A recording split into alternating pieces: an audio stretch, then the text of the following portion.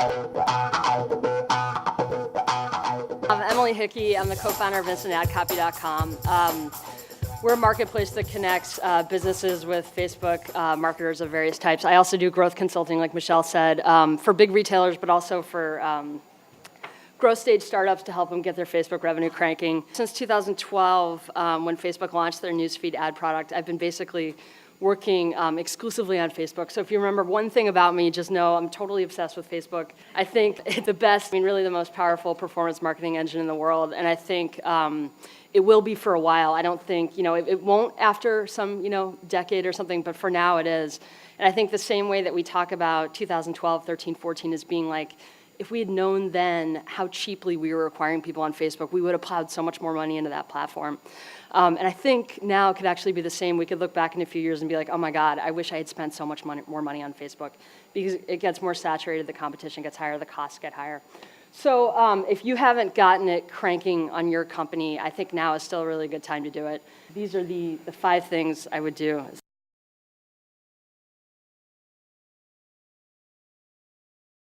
We're going to talk about creative first. If you spent 95% of your time just optimizing creative, that'd probably be a really good use of your time. When you get the creative right, everything else almost doesn't matter.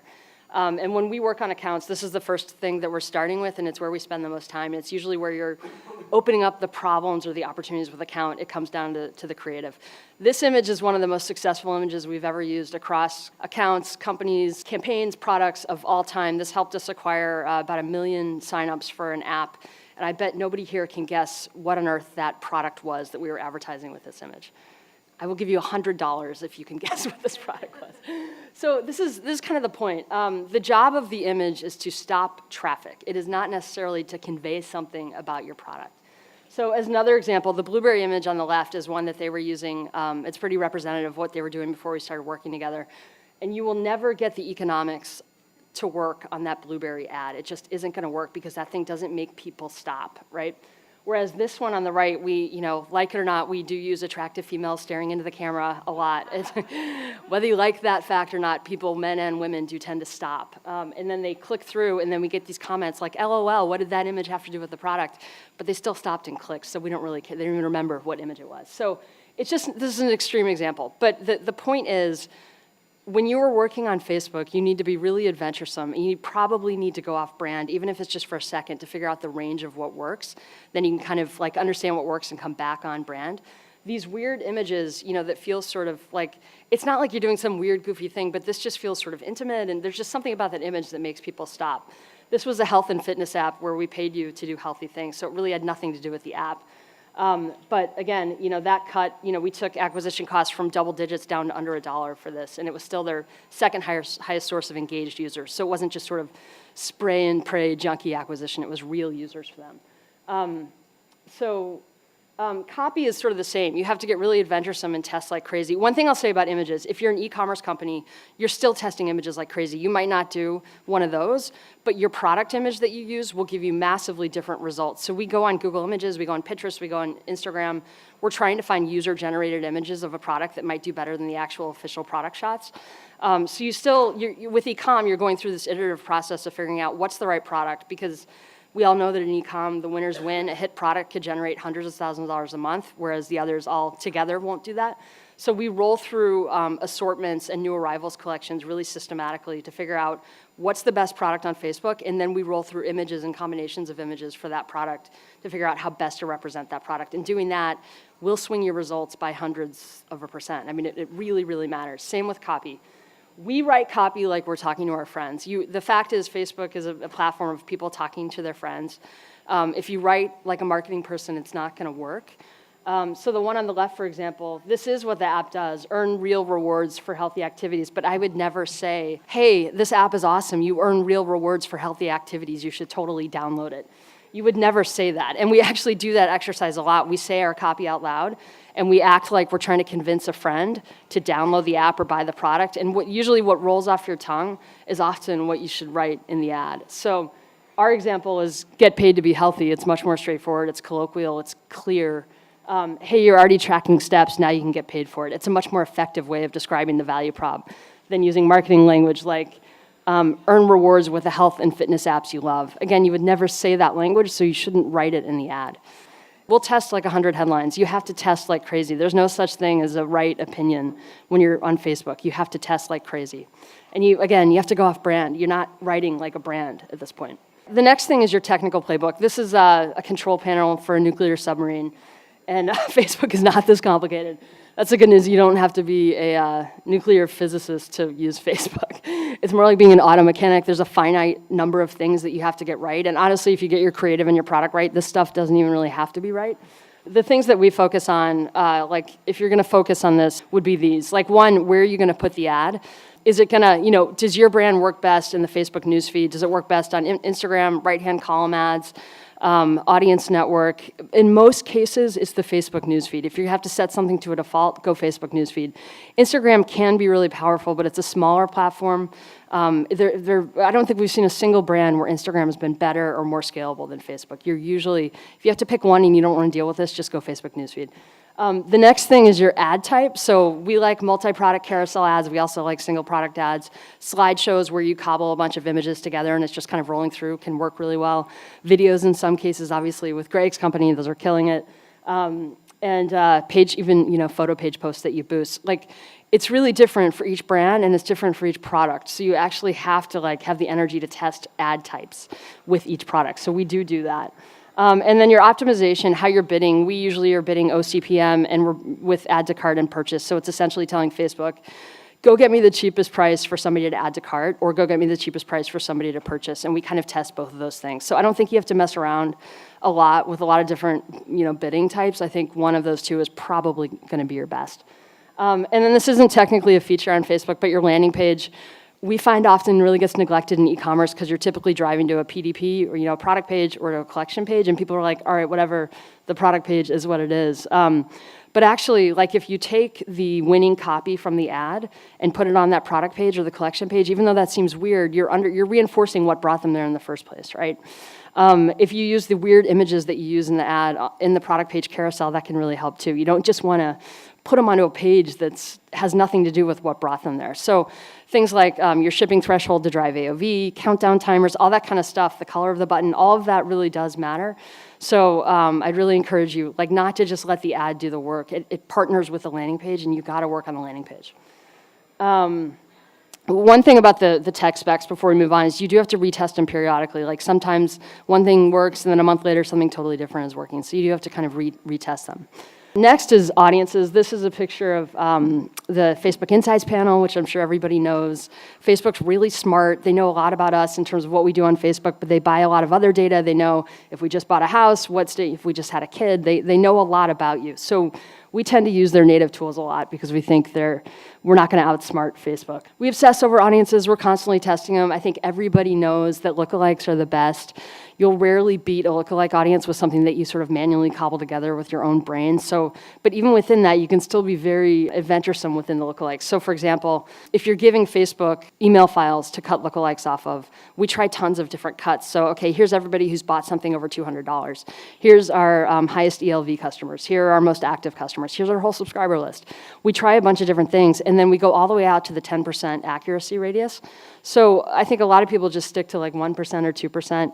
We do Russian doll testing to test 1, 2, 3, 4, 5, 6, 7, 8, 9, 10%. And sometimes you'll find that 8%, for whatever reason, does better than the 2%, or the 6% is your good one. So we go ahead and test all the radiuses out to 10% to figure out which ones work. And then we do use Facebook's tools to cut manual lookalikes. So we might cut a competitor brand bucket. But we'll often use Facebook suggestions. So when you're typing in the interest, what Facebook is suggesting usually is probably a good suggestion. We use interest layers like young mom, high-end retail shopper. We use all that stuff to kind of, and we experiment a lot with using layers on top of other audiences. So just one rule of thumb, obviously you don't want to fatigue your best audiences. They're not going to last forever, so keep an eye on your frequency caps. Our rule of thumb, there are a lot of them. Ours is that we'll spend up to $700 for every million people in the audience. So if it's a 2 million person audience, we might spend $1,400 a day on them, but not more than that, right? You just have to keep an eye on it, right? So and you have to turn them off at some point, let them go dark, rotate, don't fatigue your audiences. Whoever's used dynamic product ads recognizes these silly things. This is probably one of the most powerful things that Facebook has built in recent days, and we find that a lot of people aren't using these. So it's effectively, the easiest way to think of it, it's sort of Facebook's version of dynamic retargeting. So in addition to kind of pixeling Facebook, you set up a slightly more advanced pixel so that it knows, okay, it's not like that person just added to cart, they actually added this product to the cart, right? Or they purchased this product.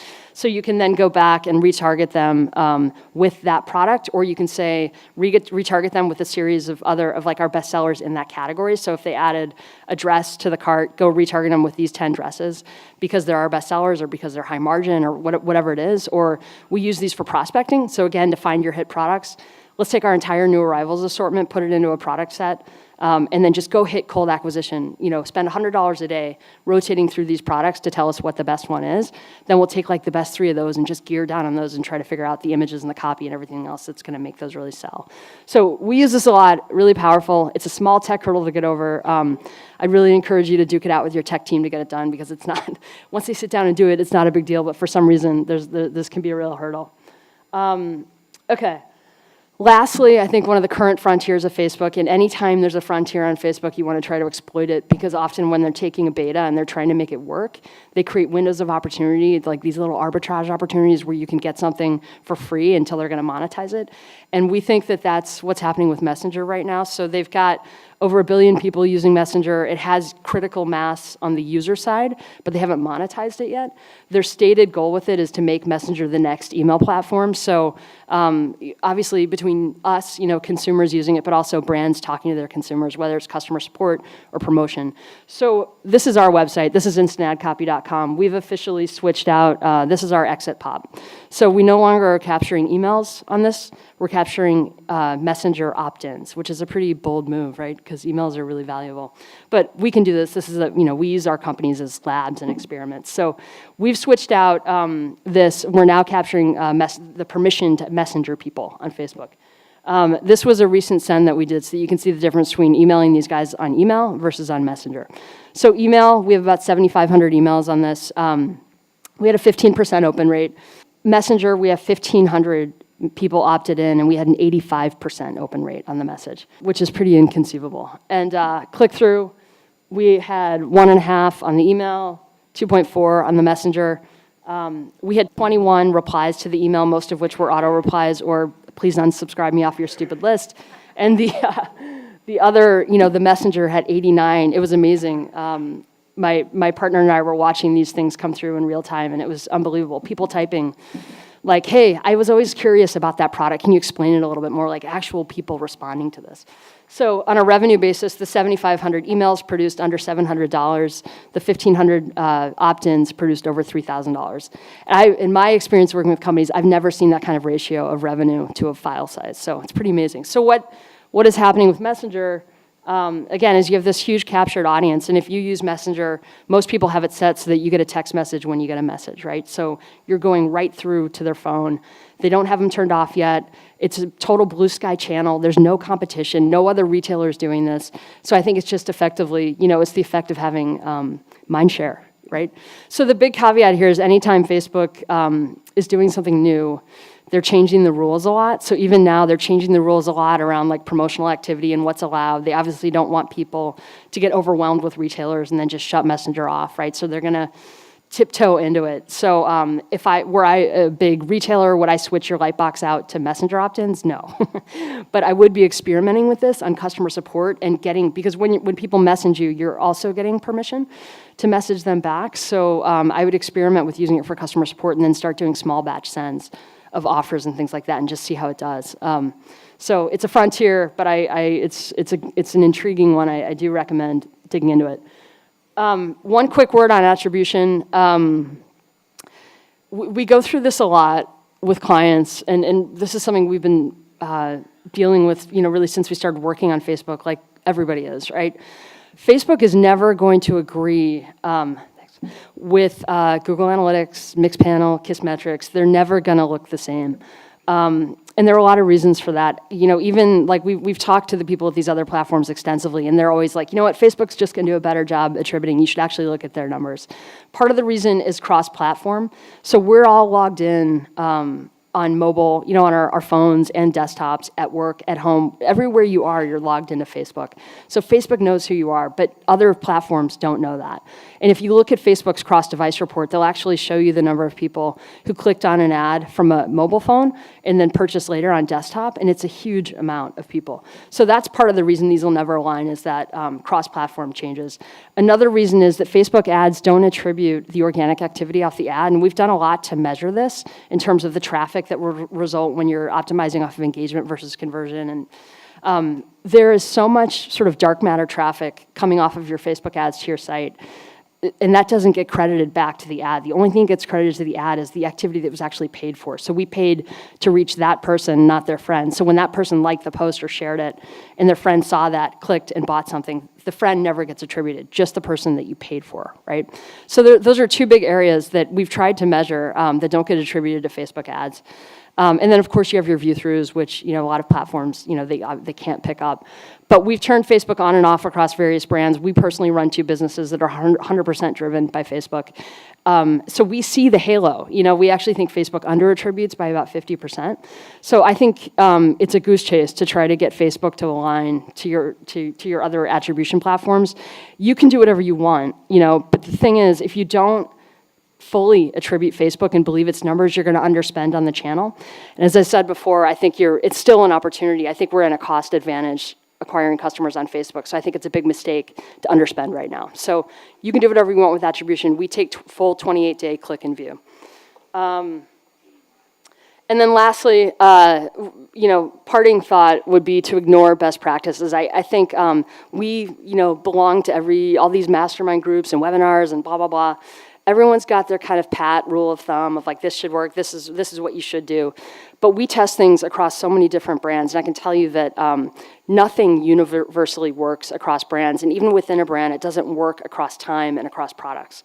So there's one best practice on Facebook, and I think this is a reason that we've been able to be successful on it in some cases where others haven't, is because of testing, right? I think that's the only best practice on Facebook, is that be incredibly energetic and creative and weird about your testing, because that's how you're going to figure out what works and like where your real blowout opportunities are. That's it. Good luck on your Facebooking. I hope that you can get revenues cranking if you haven't already. I think these 5 things really can help. Who has a question for Emily? Emily, I have a question.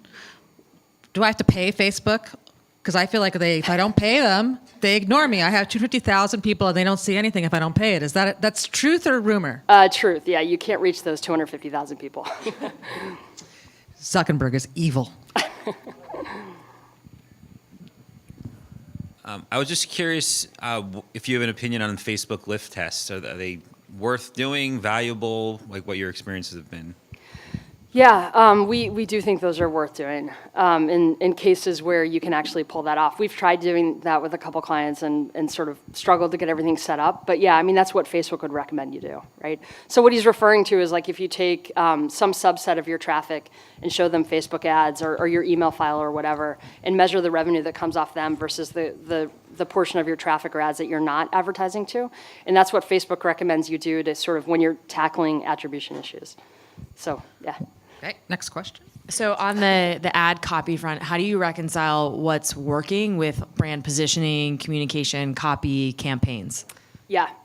It's really hard, actually. Like, so what we do small spends to test a ton of things. Like I said, we'll literally test 100 headlines. We'll test all these random images we don't have permission to use. We will test, we don't care. It's just these little $10 tests, and we try to get in and out of them quickly enough that it doesn't hurt anybody or, no one in the brand. We often use the phrase, can you give us cover for 4 weeks? Then we're going to show you what works, and you guys can figure out internally where you want to be according to that. But actually that Blueberry ad was their attempt to pull one of our ads on brand. That wasn't what they were actually originally way back when doing. And it still didn't work. So I think you have to take what's working and then try to step away from it a few steps and bring it back on brand and see if you can get close to the results. But then you ultimately just have to make a decision like, do we want 10 times better ad results or do we want to stay on brand? And I can appreciate the difficulty of that debate. Clickbait works? Is that what we're saying? Yeah, we don't really do clickbait. But I think that's gotten we might be past that, but hooks work and talking colloquial works. You know, like it's not on brand, but it's not inappropriate. You know. All right, last question. It's probably a dumb question. I maybe came in late. I missed this part, but where you mentioned of people to opt in to the messenger. Yep. I've never been asked to opt into a company's message. Where do you do that? How do you do that? What do you recommend? We use an How do app. Jeff, what's the name of that app? Mini Chat. Okay. We use an app to do that. It's called Mini Chat. But you also, like, when someone answers a customer support email, are they automatically opting in for Messenger? Or like a customer support, if they reach out to you on Messenger, yeah, if they initiate it, they're opted in, right? So if you can drive people to use your Messenger channel for customer support, you're effectively opting them in. So, yeah. Okay, everybody give Emily a hand. Thank you, guys.